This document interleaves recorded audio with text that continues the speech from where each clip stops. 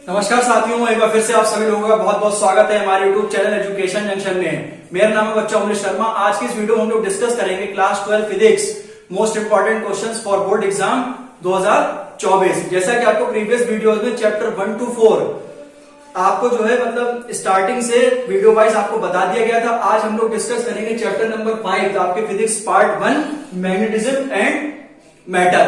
असल में बच्चों ये देखा जाए तो आपका अगर चैप्टर नंबर जो 4 था मैग्नेटाइजेशन वाला वो भी बच्चों थोड़ा सा लॉन्ग टॉपिक था, और जो ये वाला जो चैप्टर है मैग्नेटिज्म एंड मैटर ये भी बच्चों थोड़ा सा चैप्टर तभी थोड़े से टॉपिक थोड़े उसमें क्या हो जाते हैं, ज्यादा हो जाते हैं। जैसा कि आपको पता ही है कि आपके बोर्ड एग्जाम बच्चों करीब हैं, ठीक है। 5 से 7 मार्च के बीच में आपका एग्जाम अरेंज होता है, जो कि हर साल से होता आया है। इसमें कि आपको 3 सेट आपके बनते हैं, 70 नंबर का आपका प्रैक्टिकल होता है, वो 70 नंबर की आपकी थ्योरी होती है और 30 नंबर का आपका क्या होता है, प्रैक्टिकल होता है, ठीक है।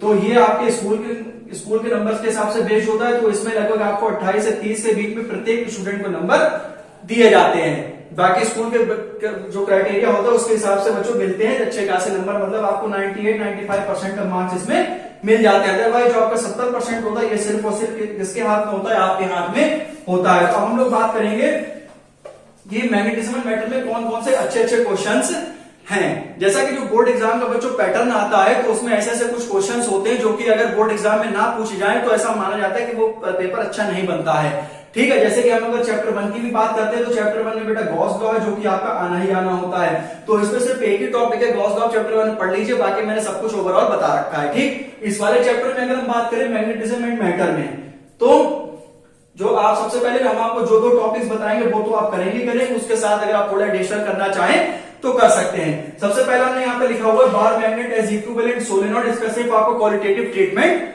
पढ़ना है। इसी प्रकार से magnetic field intensity due to a magnetic dipole, जिसमें कि हम बार मैग्नेट की बात करेंगे, जो कि भाई दो आपके उसमें आपने केस पढ़े होंगे बार मैग्नेट में, जहां मैग्नेटिक फील्ड इंटेंसिटी निकलती है, एक तो एक्सिस पे निकलती है, एक उसके क्या निकलती है, परपेंडिकुलर निकलती है। तो इसका सिर्फ आपको बेटे क्या करना है, क्वालिटेटिव ट्रीटमेंट पढ़ना है। तो ये तो आप अपने कर लीजिएगा।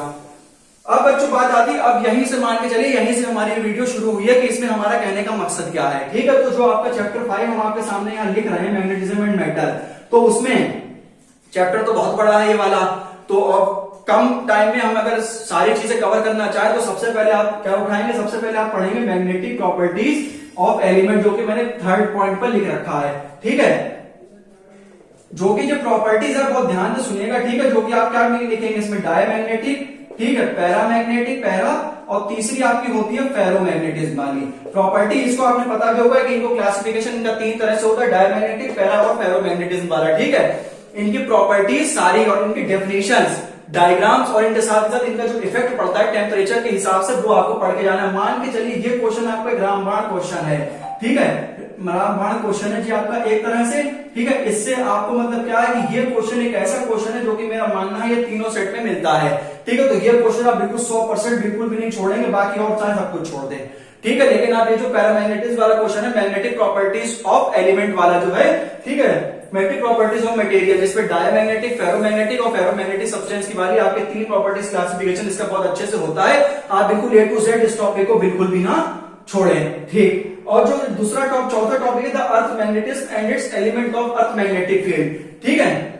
जो आपने पढ़ा होगा अर्थ मैग्नेटिज्म, जिसमें angle of dip, angle of inclination, angle of declination, और एक आपने पढ़ा होगा कि हॉरिजॉन्टल कंपोनेंट। ये मैं तीनों यहां पर लिख देता हूं जो उसके एलिमेंट्स होते हैं, ठीक है।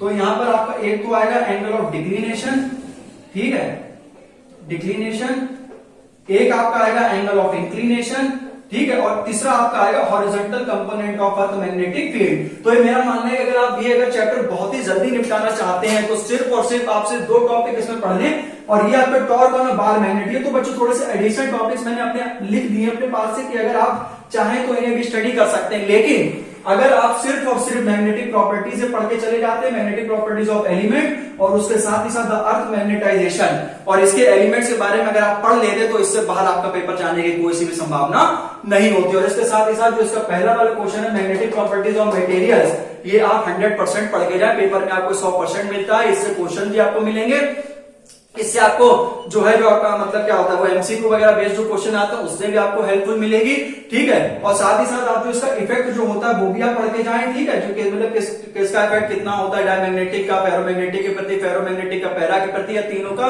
जो मतलब होता है कंपैरिजन, वो भी आप बिल्कुल अच्छे से पढ़कर जाएंगे। और इसके साथ ही साथ आपने मैग्नेटाइजेशन बता दिया, मैग्नेटिक प्रॉपर्टीज बताई, तो तीसरा और चौथा मेरे हिसाब से अगर आप यही पढ़ लें क्वेश्चन तो इन्हीं में से आपको मिल जाएगा, ठीक है।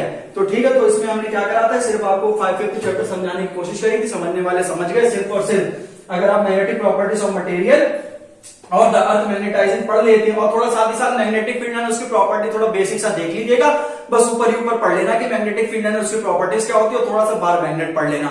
और अगर ज्यादा बच्चों, मैंने आपको सिर्फ 2 ही क्वेश्चन इस पे बताए, सिर्फ magnetic properties of material, the earth magnetism and its element of earth magnetic field, जो इसके 3 एलिमेंट होते हैं, angle of dip, angle of inclination and horizontal component of earth magnetic field. तो ठीक है, तो उम्मीद है बच्चों वीडियो आपको अच्छी लगी होगी। वीडियो अगर हमारी अच्छी लगी हो तो वीडियो को लाइक करें, चैनल को सब्सक्राइब करें, और कोई सी भी अगर प्रॉब्लम आती है तो आप कमेंट बॉक्स में मुझसे पूछ सकते हैं। तो इस प्रकार से मिलते हैं आपको इलेक्ट्रोमैग्नेटिक इंडक्शन, इलेक्ट्रोमैग्नेटिक वाला जो फैराडे वाला चैप्टर है उससे मिलते हैं, उसके इंपॉर्टेंट क्वेश्चन मैं बहुत जल्द लेके आऊंगा, ठीक है।